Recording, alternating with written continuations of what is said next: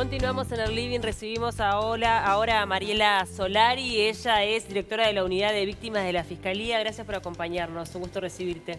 Gracias a ustedes por la invitación. Bueno, de repente estaría bueno para comenzar a charlar que expliques un poco cuál es el trabajo que se hace desde esta Fiscalía. Bien.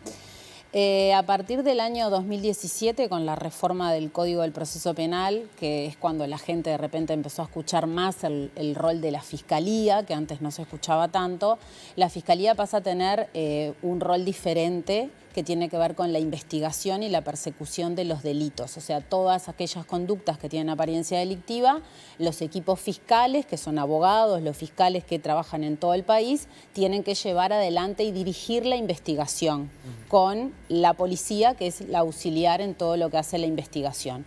Y después eso se lleva a la justicia, o sea, al juez y a la jueza o a la jueza, que van a ser quienes van a juzgar la evidencia que los fiscales y la teoría del caso que llevan y lo que lleva la defensa del indagado. Además de eso, el nuevo código lo que trajo es una serie de derechos para las personas que son víctimas de los delitos que antes no existía. Por ejemplo, el derecho a ser oída, el derecho a tener información sobre el curso de la investigación penal. ¿Qué quiere decir esto? Antes una persona, por ejemplo, asesinaban a un familiar o había una develación de una situación de violencia sexual en su casa, se hacía la denuncia en la policía o en el juzgado y el abogado, que era el patrocinante, era quien iba llevando le llevaba la información a las personas. Bueno, para quienes son víctimas de un delito o sobrevivientes o testigos, es muy importante contar con la información de cómo va la investigación. Es lo que genera más ansiedad, es lo que más piden las víctimas, querer saber qué se está investigando, qué va a pasar, cuánto va a demorar, por qué tengo que ir a una pericia, por qué nos llamaron. Bueno, el código le da a la Fiscalía la responsabilidad de atender y proteger a las víctimas en estos derechos que tiene que ver con brindar información. Hay otro derecho, por ejemplo, que es que las víctimas se pueden oponer a la decisión de un fiscal. Yo denuncio un delito y el fiscal decide archivarlo.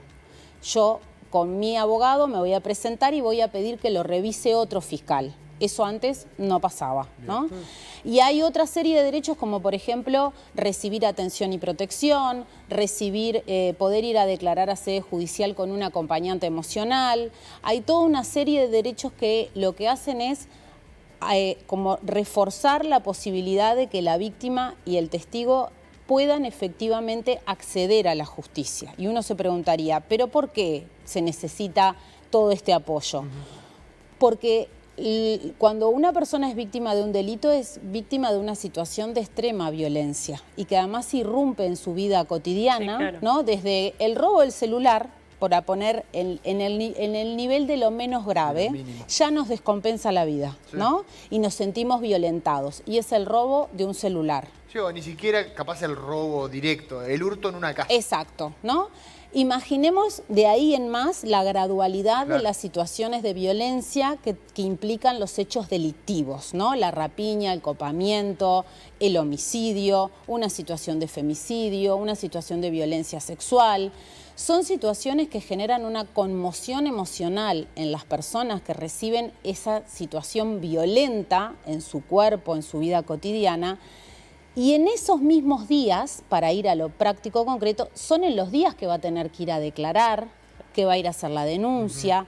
Entonces, y va a ir a un sistema que claramente es un sistema que tiene sus rituales jurídicos, que son las exigencias que tiene que tener, un lenguaje que a veces no estamos no lo manejamos. Entonces, todo eso lo que hace es que muchas veces intimida aún más a una persona que está en una condición de vulnerabilidad emocional y atenta contra su derecho de poder acceder a la justicia.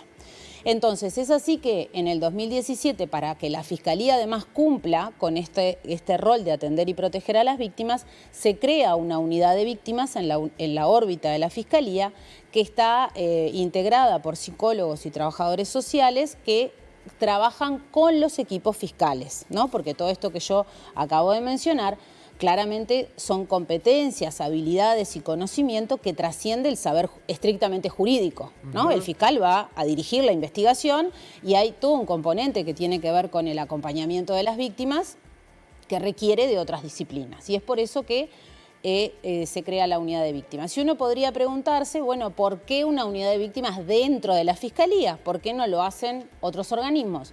Bueno, primero porque si uno mira la normativa internacional y la experiencia internacional, sí, en todos los países donde hay sistemas penales acusatorios, los ministerios públicos o fiscalías tienen unidades de víctimas que realizan un trabajo de similar naturaleza.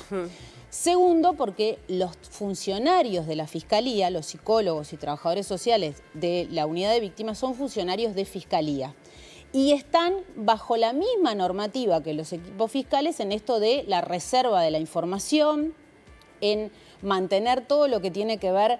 Imaginen que cuando una víctima, por ejemplo, empieza a recomponer después de un hecho traumático los hechos de lo que les fueron sucediendo, sí, y que empieza a necesitar tener esto de la víctima en este proceso también tiene posibilidad de proponer prueba, que antes no lo tenía, y es muy importante porque a medida que va reconstruyendo lo que le sucedió, puede acercar prueba al fiscal. Todo eso requiere de tener contención de funcionarios que además trabajen con el equipo fiscal, claro, ¿no? Y que no sean funcionarios de fuera de la Fiscalía. Y en esto también me parece importante subrayar que en este tiempo nos ha mostrado, en estos años de trabajo, que la forma de organizar el trabajo dentro de la Fiscalía para cumplir con el cometido de atender y proteger a las víctimas tiene resultados positivos. ¿Por qué? Porque cuando se logra acompañar a las víctimas desde el momento que el fiscal toma el caso, porque es el fiscal el que va a decir, sí, sí, fulano de tal tiene el estatuto de víctima en esta investigación que vamos a llevar adelante, le permite poder declarar de una forma que pueda narrar los hechos que vivió, ¿no? Por ejemplo, trabajamos mucho con el Poder Judicial en todo lo que tiene que ver con protocolizar la declaración de las víctimas en sede judicial. Y uno diría, bueno, ¿por qué es tan importante eso? Bueno, por ejemplo, por dónde entra, que no se cruce con el ofensor, que esté en un lugar que sea agradable, que le hable un personal que esté especializado para entender lo que está diciendo. Se habla del concepto siempre de la revictimización. Exacto. El proceso de revictimización dentro justamente del proceso penal. Exacto. El proceso de revictimización, nosotros siempre decimos, existe en el momento de que una persona tiene que entrar a la Fiscalía o a la sede judicial, porque el hecho de entrar ahí le recuerda lo que vivió, claro, ¿no? Entonces, sí, hay una parte de la revictimización que casi que es inevitable, total, porque siempre vas a tener que revivir esos hechos y hasta que la causa no cierra, así sea porque se archive o porque hay una condena, es como que la víctima y los testigos de esos hechos siempre están como pensando en ¿cuándo va a culminar este proceso? ¿No? ¿Y cómo hemos avanzado con respecto a eso? Sobre todo cuando hablamos de algunos delitos vinculados, por ejemplo, con lo sexual, que sabemos que allí... Es la gran mayoría, ¿no? Sí, de los casos que atienden, además. El 55% de las víctimas que atendemos provienen de delitos sexuales. Bueno, ¿y cómo se ha avanzado en eso de evitar la revictimización, ¿no? Teniendo en cuenta que son situaciones traumáticas las que vivió la víctima? Ahí hay varios datos que me parecen interesantes manejar. El primero es que la mayoría de las víctimas de delitos sexuales son menores de 18 años y son mujeres.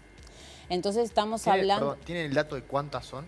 Ese 50%, ese 55%. De ese 55% que son delitos sexuales, casi un 75% son menores de 18 años. La mayoría niñas o adolescentes mujeres. Tremendo. Ese es un primer dato. ¿Por qué lo subrayo? Porque justamente implica una mayor vulnerabilidad a la hora de enfrentarse al sistema de justicia. Sí, sí. ¿Por qué? Porque, y también en esto es importante subrayar que no es que en la Fiscalía le van a preguntar 50 veces lo que pasó. Existen informes técnicos, hay pericias, pero también existe que la víctima del delito sexual va a poder declarar en sede judicial en lo que se llama en prueba anticipada. Eso. Y también es su derecho poder declarar en primera voz lo que le pasó. Porque ahí empieza la reparación, ¿no? Que más allá de la condena que después resulte.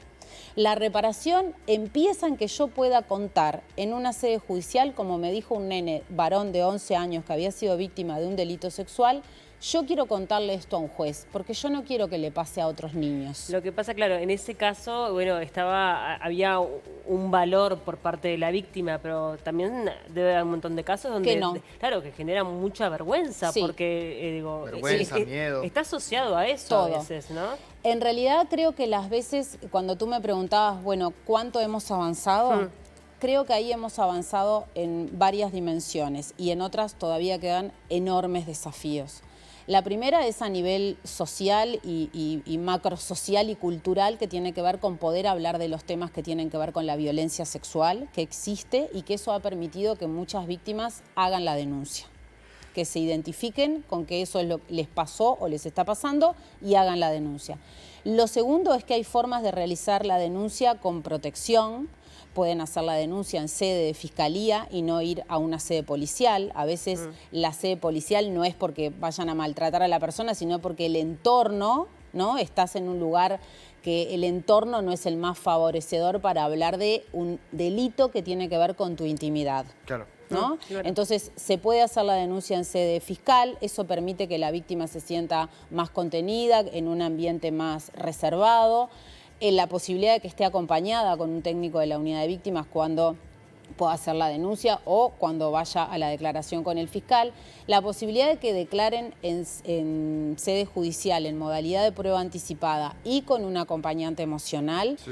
eso ha sido clave, Bien. porque como bien decías tú, para las víctimas que son menores de 18 años se juega todo lo que hace a las características de una víctima de delito sexual, que es la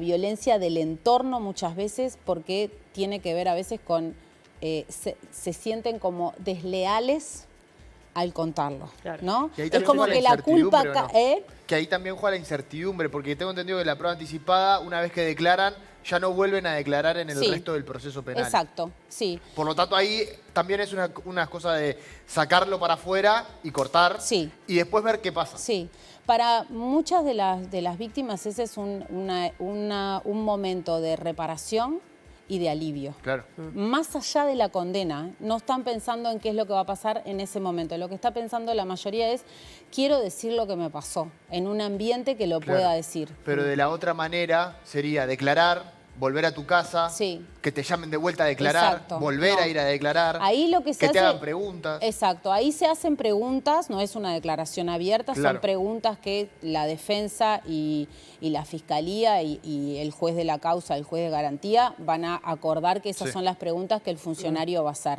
Lo que nosotros trabajamos mucho en esto de cómo ha cambiado del 2017 hasta esta época es el que hay que poder preparar a la víctima en el sentido de emocionalmente tiene que estar en condiciones de poder declarar. Y hay veces que justamente sugerimos no es el momento que para poder declarar. No, y además teniendo en cuenta que a veces se trata de menores de edad y que muchas veces los niños no es que van y lo cuentan a fiscalía, Exacto. casi siempre hay alguien o desde el entorno educativo o del entorno familiar o Sí, algún que vecino, deslizan alguien, claro, algo que que, te que puede- logra canalizar esta Claro. información. Lo que tú estás porque- diciendo es muy importante porque cuando los casos llegan a fiscalía es porque ya se develaron mucho antes. Claro. O sea, se lo contó a alguien o alguien tuvo una sospecha o fue al prestador de salud.